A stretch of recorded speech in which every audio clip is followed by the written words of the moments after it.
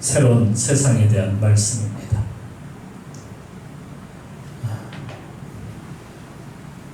이번 8월 15일은 해방 맞이한 지 81년이 되는 해입니다. 오늘은 8월 9일이지만 이번 주 토요일이 해방, 우리 나라가 해방이 된 그런 날이죠. 저는 그 이후에 태어난 세대입니다. 해방 이전에, 그러니까 일제시대 이전에는 조선이라는 나라가 500년 동안 존속했었습니다. 그리고 그 이전에는 고려였습니다. 고려는 몽골 지배 이후에 사회가 아주 혼란에 빠졌던 시대였어요. 호족들까지 합세하여서 정권 찬탈에 나섰고, 권문세가들은 백성들의 토지를 갖다가 강제로 빼앗아서 자기 것으로 다 편입시키는 불법적인 그런 일들이 정말 많이 일어났습니다. 그래서 백성들의 삶이 참 피폐해졌어요. 국가 재정이 고갈이 나니까 세금을 한 해에도 16번이나 걷어들였다는 기록도 있습니다. 백성들이 정말 희생자들이죠. 백성들의 것을 모두 약탈해 갑니다. 그리고 없으면 집까지도 빼앗아 갑니다. 나라는 개혁이 아니라 새로운 나라가 필요했던 것이죠. 당시에 쿠데타를 일으킨 이성계를 중심으로 하는 신진개혁파들이 있었는데, 이들이 정권을 갖다가 잡아서 고려를 갖다가 무너뜨리게 됩니다. 그리고 조선이라는 나라를 건국하게 되죠. 건국을 하면서 이들이 어떤 나라를 만들 것인가를 이미 오래전서부터 계획하고 있었던 겁니다. 근데 어떤 나라로 만들 것이냐? 당시에 저 남쪽에 남송이라는 나라가 있었어요. 남송을 갖다가 표본으로 삼는 겁니다. 남송은 농업혁명을 일으켰는데 정말 대단한 나라가 되었어요. 강물을 끌어들여갖고 논에다가 대는 수로 사업을 갖다가 정말 잘했고요. 그래서 높은 지대에까지 물이 올라갈 수 있게 그렇게 만들었어요. 또 저수지를 만들어서 비가 오지 않는 데는 물을 가둬서 그것을 갖다가 논밭에 대는 일을 하게 되었죠. 또 모판에다가요, 별을 갖다가 심는 그 일을 갖다가 그때서부터 시작을 했어요. 그걸 발명을 했어요. 그래서 별을 미리 이렇게 자라게 해서요, 죽지 않고 엄청난 수확을 갖다가 거둬들일 수 있는 그 일을 갖다가 남송에서 시작했다. 이모작도 거기 그 나라에서 시작을 했어요. 그러니까 남송이라는 나라가요, 그 당시에 그 11세기, 10세기, 11세기 때에 정말 엄청난 그런 부를 갖다가 이루어가지고 세계 제1의 부자 나라가 됐어요. 이 성공한 나라 남송에 유행하고 있었던 사상이 있는데, 그것이 성리학이라는 거였어요. 성리학, 유교, 성리학이죠. 이걸 조선이 정치제도와 종교로다가 받아들이기 시작했던 겁니다. 넘쳐나는 풍요 속에 남송의 사대부들은 이제 일을 하지 않아도 되었습니다. 그냥 자연 속에 들어가서 배짱이처럼 시를 읊으면서 노래하면서 그냥 학문을 갖다가 책을 읽으면서 그렇게 일을 하지 않아도 살 수 있었던 그러한 시대가 바로 그때였어요. 그러니까 아무 문제가 되지 않는 거죠. 그렇게 해도. 그런데 조선의 사대부는 반대였습니다. 먼저 성리학을 연구해서 예법과 제사법을 강화시켜서 종교화를, 아주 단단한 종교화를 만드는 거였습니다. 계급을 만들었어요. 사대부들은 일하지 않는 계급이 됐어요. 일하는 자는 소인, 아래 것들 일하는. 그래서 그 아래 것들이 누구냐? 상인이나 공인들은 어떤 사람들이냐면 천민들이 되는 거예요. 그 사람들은 아주 천민이에요. 좀 안 좋은 일을 하는 사람들이에요. 천민. 평민은 누구냐? 농민들이 평민이에요. 노비도 있었어요. 노는 남자고 비는 여자를 뜻합니다. 그러니까 노예입니다. 노예. 이들은 사대부의 농지에 농사를 지어서 사대부를 먹여 살리는 일을 하는 거예요. 그러니 남송과 같은 농업혁명이 이 나라에 일어날 수 있었겠습니까? 그 사회 엘리트들이라고 하는 사대부들이나 양반네들은 일을 하지 않아요. 권력에만 심취되어 있었고 농사하고 물건을 만들고 돈 버는 것은 모두 천민의 몫이었어요. 양반은 체면 때문에라도 굶어 죽어도 일을 안 해요. 절대로 일 안 해요. 그게 양반. 세종대왕 때는 뭐 해시계도 만들고 물시계도 만들고 뭐 물차 뭐 수차라고 하는 물차도 만들고 그랬지 않습니까? 그랬었죠. 그런데 그게 농업혁명으로 가려고 했지만 실패하고 말았어요. 거기까지. 그래서 조선 500년은요 실패한 나라였어요. 세상에서 그래서 제일 가난한 나라로 전락하고 말았어요. 백성들은 찢어지게 가난했고 굶주림에 정말 허덕여야만 했어요. 마지막 일제에다가 나라를 판 왕과 그 사대부들은요 아주 떵떵거리면서 보상을 받아가지고 떵떵거리면서 살았어요.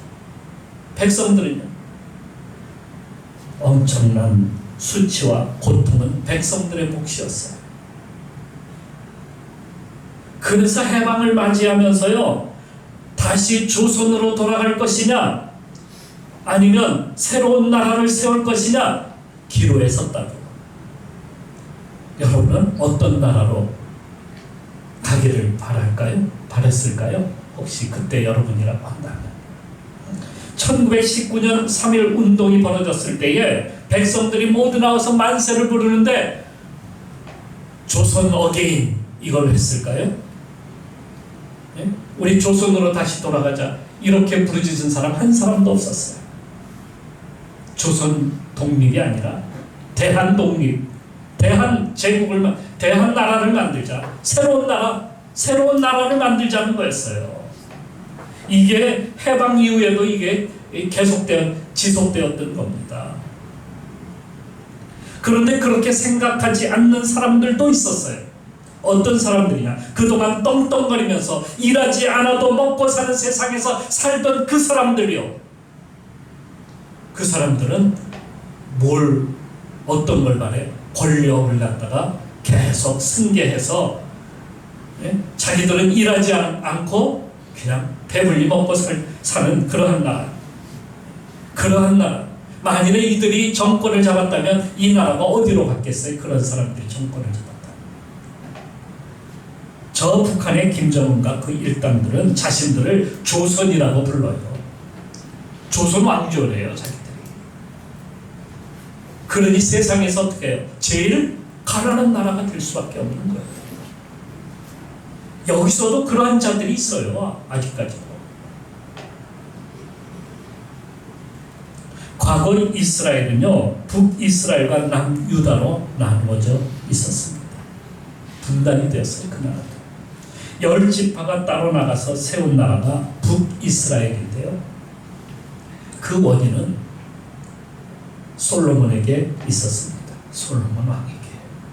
솔로몬은 세계 최고의 부자였어요. 엄청난 금과 은으로 그냥 나라가 곡간이 가득했다고요. 곡간에 곡식이 가득한 게 아니라요. 금과 은으로 가득했어요. 그는 유다지파였기 때문에 유다 지파는 일하지 않고 먹고 살만 했어요. 당시에도.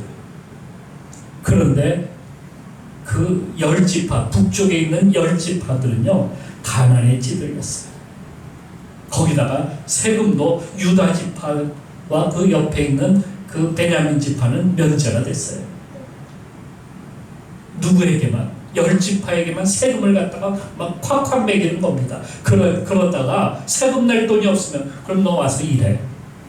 중노동에 그들을 갖다가 내몰았던 겁니다. 그러니 이들이 노동 현장에 불려가서 일을 죽도록 하다 보니까 농번기가 되어도 농사를 지을 수가 없는 거예요. 그 농토는 주로 어디에다 있었냐면 북쪽에다 있었거든요. 그런데 이 사람들이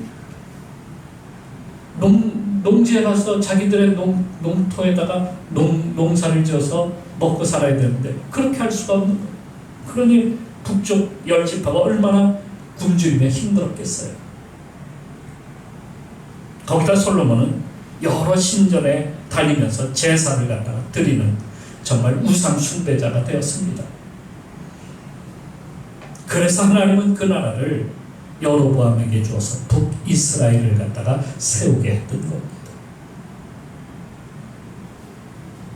그래도 남유다는 하나님의 약속 때문에 나라를 150년이나 더 북이스라엘보다 더 유지를 하고 나갈 수 있었어요. 북이스라엘은 주전 721년에 아수르에게 멸망당했죠. 당시에 아주 강대국이었던 아시리아. 그리고 남유다는 586년 7년에 바벨론에 의해서 완전히 초토화되고 멸망당하고 말았습니다.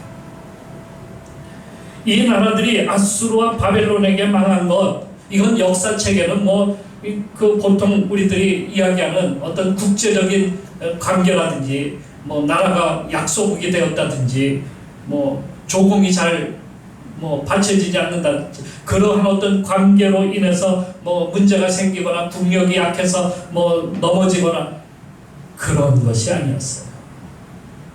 그런 문제가 아니었어요. 멸망한 것이. 에스겔서에 보면 남유다가 왜 멸망했는지를 잘 보여주고 있는 말씀들이 여러 번 나옵니다. 에스겔이 말하는 예루살렘의 멸망은 먼저는 무엇에 있었냐면 우상 숭배에 있었습니다. 그들은 성전에서도요 우상 숭배를 행했어요. 자기 자녀들까지 우상에게 바치는 그러한 악한 일까지 생겨났어요. 바벨론의 담무스에게, 그리고 태양신에게, 그리고 온갖 짐승과 벌레를 갖다가 신으로 섬기는 정말 말로 다 할 수 없는 우상 숭배가 그들에게 행해졌어요. 바알과 아세라 신들은 벌써 오래전부터 그들의 그 백성들의 그 마음을 갖다가 파고 들어갔어요. 그들은 성적으로 타락하고 거기다가 동성연애전들까지 판치고 있었어요. 이게 나라가 망하는 첫 번째 원인입니다. 또 다음에 예루살렘의 멸망의 그 문제는 어디에 있었냐면 세금에게 있어요. 세금 문제. 어느 나라든지 이 세금 문제를 정말 잘 다뤄야 되는데 국가가 백성을 약탈하는 방법은 어디에 있냐면 조세에 있는 거예요. 세금을 높게 책정을 하거나 아니면 여러 세금을 갖다가 막 만들어서 백성들의 삶을 갖다가 도탄에 빠뜨리게 만드는 거예요. 그리고 지도자들은 그것을 갖다가 마치 자기 돈이냐 막 흥청망청 물수득기장 막 써버리는 겁니다. 세금으로 해외여행을 갖다가 가족끼리 가지를 않나, 세금으로 고기 사 먹고, 세금으로 초밥 사 먹고, 세금으로 자기 돈처럼 막 국민들에게 10만 원씩 막 나눠주고, 그러다가 모자라면 세금 올리고, 세금 낼 돈 없으면 장기 팔아야 되고, 집까지 팔라고 하는, 그게 세금 문제, 아주 세금 문제로 국민을 힘들게 만드는 일이에요. 그것도 모자라면 이제는 노예가 되게 만드는 거예요. 이게 정권 말기의 증세입니다.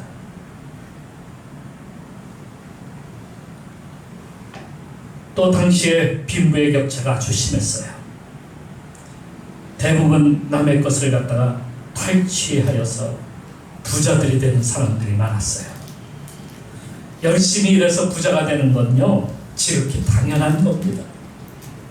그런데 에스겔이 지적하고자 하는 것은 무엇이냐면, 이들이 부자가 된 것은요, 백성들의 것을 약탈했다는 거예요. 빼앗아갔다는 거예요. 어떻게? 고리대금으로 돈을 빌려주고요, 세금을 거기다가 이자를 갖다가 서너 배나 막 때리는 겁니다. 그런 자들은 남에게 베풀지 않습니다.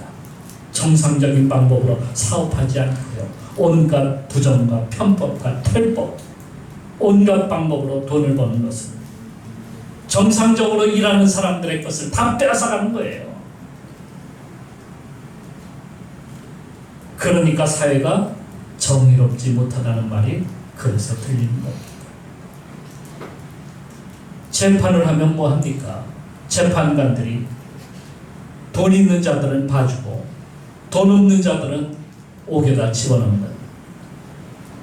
그러한 것들이 또 일어나기 시작하는 거예요. 사회가, 공의가 사라지는 거예요.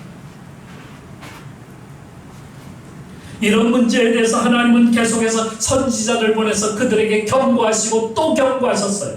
돌아서라는 거예요. 그랬더니 그들이 깨닫고 돌아서긴 돌아섰어요. 히스기야 시대 때도 종교개혁이 일어났습니다. 요시야 때도 종교개혁이 일어났어요. 그들의 말은 이렇습니다. 우리가 하나님을 믿고 돌아섰습니다. 우리가 예배도 잘 드리고요, 우리가 제사도 잘 드립니다. 그런데 이사야서 1장에 떡하니 하나님께서 그들에게 이렇게 1장서부터 선포하십니다. 너희가 내 앞에 보이러 나오니 이것을 누가 너희에게 요구하였느냐? 내 마당만 밟을 뿐이니라. 마당만 밟고 지나간다. 겉으로만.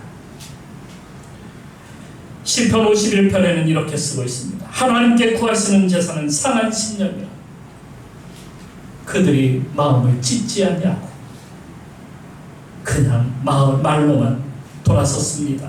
말로만 제사합니다. 예배합니다. 그런 거예요. 진정한 회개가 이루어지지 않았다는 얘기입니다. 악한 행위로 살면서 겉으로는 회개한 척, 그건 회개가 아닙니다. 저 회개했어요. 그러니 저는 이제 다 용서받았어요. 그거 회개가 아니에요. 회개는 돌아서는 겁니다. 그러기에 하나님은 남유다 성전이 있는 예루살렘을 쓸어버리시겠다 말씀하십니다. 나는 더 이상 성전에 있지 않겠다. 나는 성전을 이미 버렸노라. 화가 나서 그것을 저주하고 없애겠다는 것이 아니라 그냥 하나님은 이런 겁니다. 정화시키시겠다. 어떻게 하시겠다? 깨끗게 하시겠다 하시는 거예요. 그러니까요, 그게 무슨 말이냐면 정화시켜서 완전히 비게 만드는 것이 아니라요, 새로운 나라를 만드시겠다는 뜻이에요. 그런데 새로운 나라를 만드시기 이전에 먼저 무엇부터 해야 돼요? 정화부터 시켜야 돼요. 깨끗하게 만들어야 돼요. 그러니까 예루살렘에 필요한 것은 개혁이 아니었어요. 뭔가 제도를 바꾸고 뭐 하는 것이 아니라 이 썩을 대로 썩어 빠진 그러한 모든 것들을 다 도려 없애버리는, 다 씻어버리는, 그래서 완전히 쓸어버리고 새롭게 시작해야 된다는 말씀입니다. 그러니까 새로운 나라는요, 개혁이 아니에요. 새로운 나라는 무슨 혁명이 있는 게 아니에요. 그거 사람이 아무리 그 뜯어고치고 바꾸고 해도요, 맨날 똑같아. 조선 500년, 조선이 왜 건국했습니까? 고려가 그냥 백성들을 너무 힘들게 하고 고통에 빠뜨리니까 우리가 해보겠다고 나섰는데 그게 됐습니까? 오히려 더 힘들어지고 더 고통스러워지고. 누가 해보겠다고 나서도요, 인간의 그 탐욕과 악함 때문에 나라가 온전하게 되지를 않는다는 말씀입니다. 그러니까 하나님은 예루살렘을 다 완전히 깨끗하게 하고 그 국민들도 거기에 있는 백성들도 다 어디로 보냅니까? 바벨론으로 다 이주시켜버려가지고 깨끗하게 완전하게 한 다음에 다시 시작하시겠다는 말씀이에요. 다시 새로운 나라를 만드시겠다고 말씀하십니다. 오늘 본문의 그 새하늘과 새 땅이라는 것이 바로 그런 말씀이에요. 새로운 나라를 만드시겠다. 그 새로운 나라는 그러면 어떤 나라일까요? 먼저는요, 하나님이 통치하시는 나라입니다. 아멘. 하나님이 친히 통치하십니다. 내가 너희와 함께 하겠다는 말씀이에요. 아멘. 하나님이 통치하시는 나라는요, 정의와 공평이 살아있는 나라예요, 여러분. 그런 나라로 만드시겠다는 거예요. 이런 대로 얻으며 누구에게나 계급이 없고 약탈도 하지 아니하고 억압도 없는 그런 세상, 억울한 일도 일어난 일이 없는 그런 세상을 만드시겠다는 거예요. 오늘 말씀을 읽어보면 그러한 이야기로 주님이 말씀하고 계시는 거예요. 재판을 해도요, 돈 없다고 힘 없다고 벌 주는 세상이 아닌 자기가 행한 대로 심판을 받는 나라예요. 어리다고 늙었다고 괄시받는 그러한 세상이 아니라요. 어떤 지연빈에게 또한 모든 혜택이 돌아가는 그런 나라가 아니라요. 사람을 섬기지 않아도 되는 그런 세상, 눈치 보지 않아도 되는 세상, 모든 인간의 억압으로부터 해방이 되는 그러한 나라를 주님이 만드시겠다는 말씀입니다. 이 나라가 좀 그렇게 됐으면 좋겠어요. 하나님이 세운 지도자는요, 국민을 섬기고 정당한 녹을 먹으며 국가를 위해서 최선을 다해서 국민을 보호하고 모든 국민이 하나님을 섬기고 예배하고 일할 수 있도록 일자리를 제공할 수 있는 그러한 지도자가 필요한 겁니다. 그러한 지도자를 하나님이 세우시는 겁니다. 하나님은 그래서 겸손히 하나님을 섬긴 다윗과 같은 나, 다윗의 왕국, 다윗이 그렇게 겸손히 하나님을 섬기면서 백성을 섬겼던 그러한 나라를 하나님이 만드시겠다고 하시는 겁니다. 또 빈부의 격차도 없습니다. 그 나라는 거기서 많이 가진 자도 적게 가진 자도 모두가 만족할 수 있습니다. 많다고 욕을 먹고 적다고 불만이 없습니다. 사실 빈부의 격차가 가장 심한 나라는 어디냐면요, 공산주의 국가예요. 여러분 그걸 잘 알아요. 중국은요, 상위 1%가 국가의 모든 부를 다 차지하고 있어요. 1인당 국민소득이 현재 13,800달러라고 하는데요, 세계 사치품 시장의 30% 이상을 점유하고 있는 세계 1위, 사치품 시장의 세계 1위가 어느 나라냐? 중국에. 아니 13,800달러밖에 안 되는데 거기다가요, 세계 최고의 부자들은 그 나라에 즐비해. 이게 말이나 됩니까? 리커창 전 총리가 2021년에 어느 날 이렇게 이야기합니다. 아직도 10만원, 그러니까 500위안도 못 버는 인구가 2억이나 되고 16만원, 1000위안 너 못 버는 인구가 6억 명이 넘는다. 실제로 지금도요, 2000위안 38만 원이 현재 그들의 생활 수준이에요. 그게 9억 명이 넘는다. 그 정도 받는 사람들. 그러니까 70%는 38만 원 가지고 사는 거예요. 한 달에. 여러분 38만 원? 우리 최저 생활비? 그것도 안 되잖아요. 그런데도 세계 최고의 부자들이 즐비한 나라가 중국이에요. 북한의 김정은 말할 것도 없고,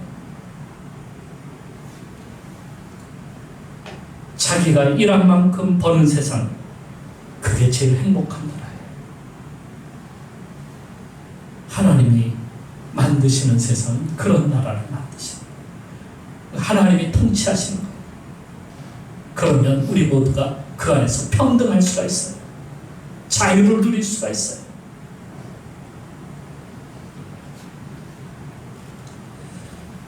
새로운 세상은 또한 정직한 나라가 된다는 겁니다.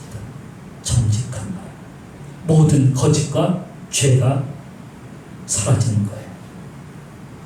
백성들은 죄를 회개하고 죄에서 돌이키기 때문에 행위가 정직하게 되고 깨끗한 사회, 거짓이 없는 사회를 만들어가는 거예요. 정의롭고 하나님의 공의가 넘쳐나게 되는 거죠. 그러니까 거기 사는 백성들이 그냥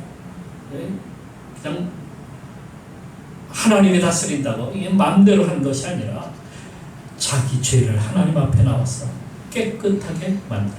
하나님의 어떤 분이십니까? 거룩하신 분 앞에 우리가 살려면 거룩하게 되죠.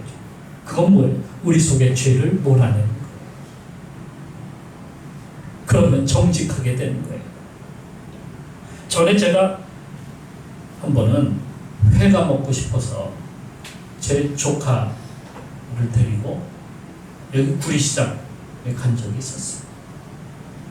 그래서 도미를 한 마리를 샀는데 그냥 집에 와서 그거 사다가 그냥 했으면 좋겠는데 그냥 자기들이 해준다고 해서 그냥 맡겼어요. 그런데 그냥 맡겼더니요, 그들이 처음부터 딱 저울에다가 올릴 때부터 틀려지기 시작합니다. 그거 있잖아요, 그 저울치기라고 하는 거 들어보셨어요?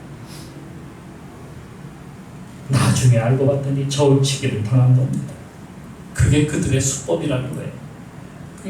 유튜브에 보면은 저 말고 당한 사람들이 무척 많더라고요.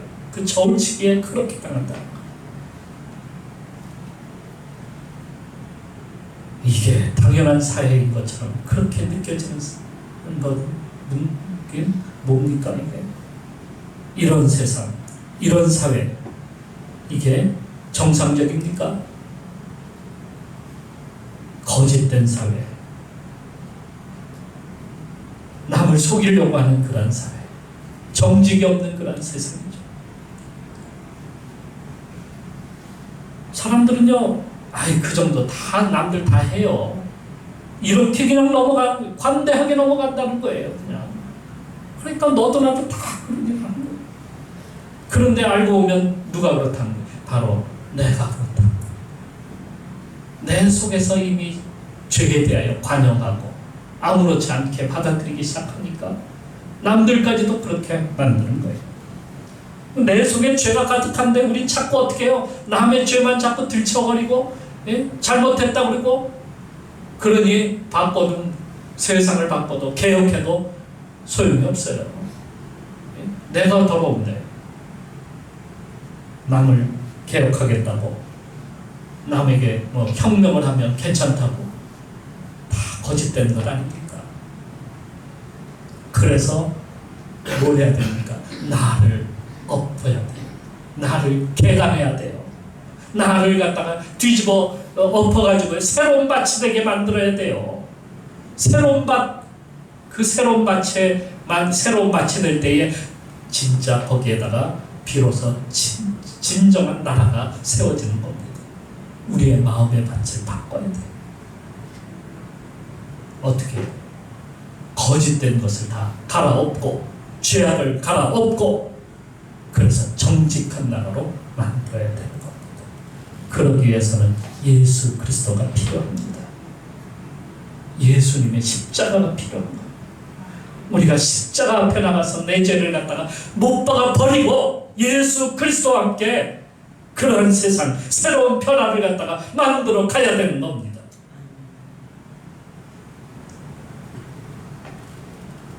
거룩한 나라를 우리가 세워야 돼. 우리 속에 예수 그리스도에게 내 죄를 자백하고 용서를 받고 새롭게 변화가 되어서 그러한 세상을 만들어가는 겁니다. 또 새로운 나라는 나눔의 나라가 되어야 합니다. 누가복음 19장에 세리장인 삭개오가 나옵니다. 그는 당시에 세리장이었는데요. 오늘날로 말하자면 금감위원장쯤 됩니다. 우리나라 금감위원장 판단하기는 좀 그렇습니다. 그는 삭개오는 참 부자였어요. 성공한 사람이죠. 그런 그가 예수 그리스도를 만나자 자신을 보게 된 겁니다. 탐욕스러운 자신, 악한 자신, 모든 것을 차지하려고 했던 자신. 이게 지금까지 내가 된 것은 하나님의 은혜인 줄 은혜라고 생각해야 됩니다. 내가 잘나서 그렇게 됐다라고 생각을 한 겁니다. 하나님의 은혜를 깨달아 이 삭개오는 자신의 것을 가지고 절반은 가난한 사람들에게 그리고 절반은 자기가 빼앗았던 그 사람들에게 돌려주겠다고 합니다. 그게 진정한 세상이죠. 그게 아름다운 세상이 되는 겁니다. 예수님이 광야에 나갔을 때에 어떤 아이가요, 사람들이 배고파하고 굶주리게 되잖아요. 자기가 가져온 도시락을 해놨어요. 그 아이 집은 그래도 좀 부유하게 사는 모양인가 봐요. 떡 5덩이와 물고기 2마리. 그런데 그 자기가 먹을 그것을 갖다가 예수님께 가지고 나온 겁니다. 자기가 먹지 않고요. 그것이 모든 사람들, 거기에 모였던 남자만도 5,000명이 넘는 그 사람들을 갖다가 배불리게 했다는 거 아닙니까? 기적이 일어난 거죠. 한 아이의 그 희생이, 한 아이의 나눔이 엄청난 일이 일어난 거예요. 그래서 나를 희생하다 보니까 모두가 행복해지는 거예요. 우리에게 있는 것은 하나님이 주신 것이지 내 것이 아니라는 것을 우리는 알아야 됩니다. 나의 나 된 것은 내가 아니라 하나님의 은혜임을 우리는 알아야 됩니다. 내게 주신 것이 하나님의 선물입니다. 나의 건강도 하나님이 주신 선물입니다. 나의 재물도 하나님이 주신 선물입니다. 나의 자녀들도 하나님이 주신 거예요. 그렇습니다. 미랄로 내가 심겨질 때에 비로소 엄청난 열매를 거둘 수 있는 것처럼 나를 희생하면 됩니다. 나를 내 것을 나누면 모든 사람들이 행복해지는 거예요. 적어도 한 사람이 아니라 수많은 사람들이 행복해져요. 그게 열매예요. 새로운 세상은 일하지 않고 놀고 먹고 하는 그런 환상의 나라가 아닙니다. 주님을 우리 속에 모시고요.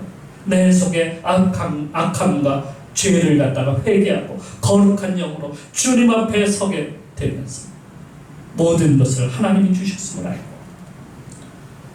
모든 이가 열심히 일해서 함께 나누고 돕고 서로 사랑하고 서로 섬기는 그런 세상, 그게 하나님이 다스리는 나라입니다. 하나님의 나라입니다. 여러분, 우리가 새로 만들 나라는 그런 나라입니다. 하나님이 다스리시는 천국과 같은 나라. 그걸 누가 만들겠습니까? 누가 같이 거기에 동참하겠습니까? 누가 거기에 참여하겠습니까? 우리가 참여해야 됩니다.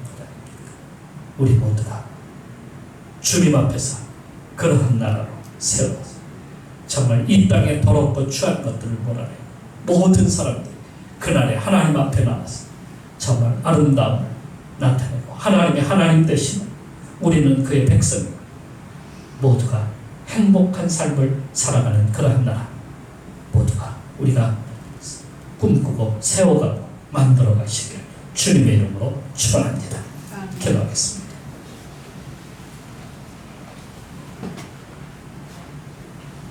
요즘은요, 우리나라에 왜 태풍이 안 부는지 모르겠어요. 태풍이 오면 물론 큰 피해도 보지 말고